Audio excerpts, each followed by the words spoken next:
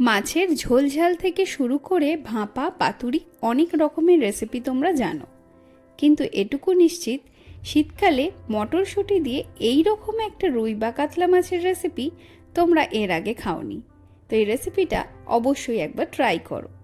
তো প্রথমেই আমি এখানে 4টে মাছের পেটি নিয়ে নিয়েছি।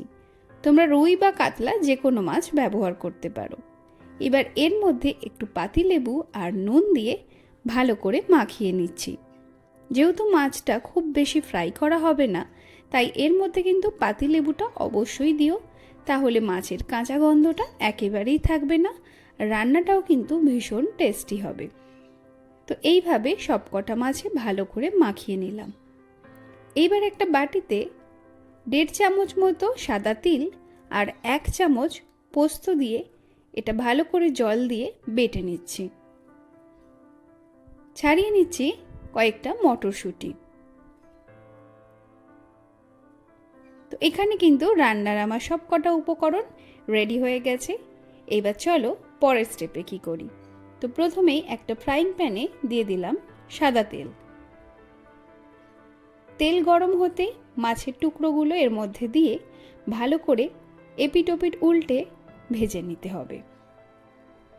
যারা চ্যানেলটা এখনো সাবস্ক্রাইব করোনি তাদের কাছে রিকোয়েস্ট থাকলো চ্যানেলটা সাবস্ক্রাইব করে বেল আইকনটা প্রেস করে দিও, তাহলে চ্যানেলে আসা সমস্ত ভিডিও নোটিফিকেশন সবার আগে তোমরা পেয়ে যাবে।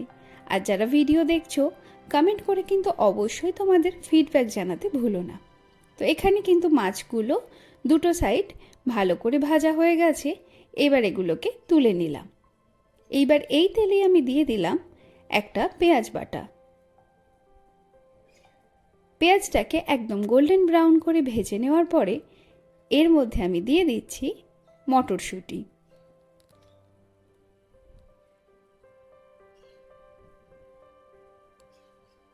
এবার এগুলো আরও 2-3 মিনিট নাড়াচাড়া করে সব কিছু একসাথে মিশিয়ে নিচ্ছি। দিয়ে দিচ্ছি তিল আর পোস্ত বাটা, যার সাথে আমি 3টে কাঁচা লঙ্কাও বেটে দিয়েছিলাম। গ্যাসের ফ্লেমটা লোতে রেখে এইবার একটু নুন দিয়ে 3 থেকে 4 মিনিট আবারও এইভাবে নেড়ে চেড়ে এর মধ্যে দিয়ে দেব 1 কাপ পরিমাণ জল।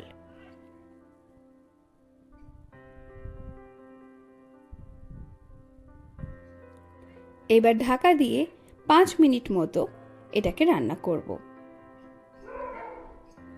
তো মটরশুঁটিগুলো একটু সেদ্ধ হয়ে গেলেই এর মধ্যে 3টে কাঁচা লঙ্কা দিয়ে এইবার ভালো করে আবার একটু মিশিয়ে নিচ্ছি।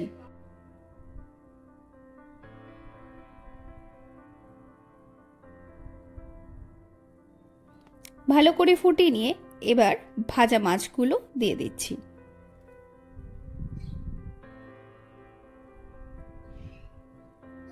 আবারও সবকিছু ভালো করে মিশিয়ে নিচ্ছি।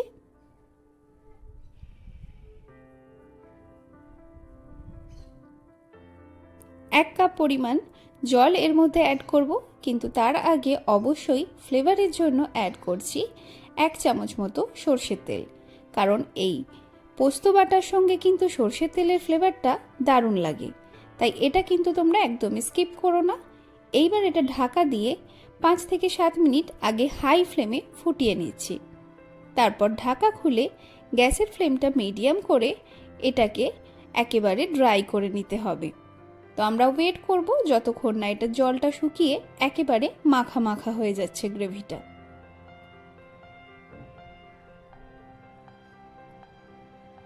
এখন গ্রেভিটা একদম ড্রাই হয়ে গেছে আর রান্নাটাও কিন্তু একদম রেডি। তো দেখতেই পাচ্ছ ভীষণই কম উপকরণে আর খুব সহজে এই রকম একটা কিন্তু রুই বা কাতলা মাছের রেসিপি শীতকালে কিন্তু একবার অতি অবশ্যই ট্রাই করে দেখো। রেসিপিটা আশা করছি তোমাদের ভালো লাগবে, তাই ট্রাই করে কিন্তু জানাতে ভুলো না। আর ভিডিওটা কীরকম লাগলো সেটাও কিন্তু কমেন্ট করে জানিও। যদি ভালো লেগে থাকে চ্যানেলটা সাবস্ক্রাইব করে দিও আর তোমার পরিচিতদের সাথে শেয়ার করে দিও। দেখা হচ্ছে তোমাদের সাথে পরবর্তী ভিডিওয়। ততক্ষণ সবাই ভালো থেকো, সুস্থ থেকো।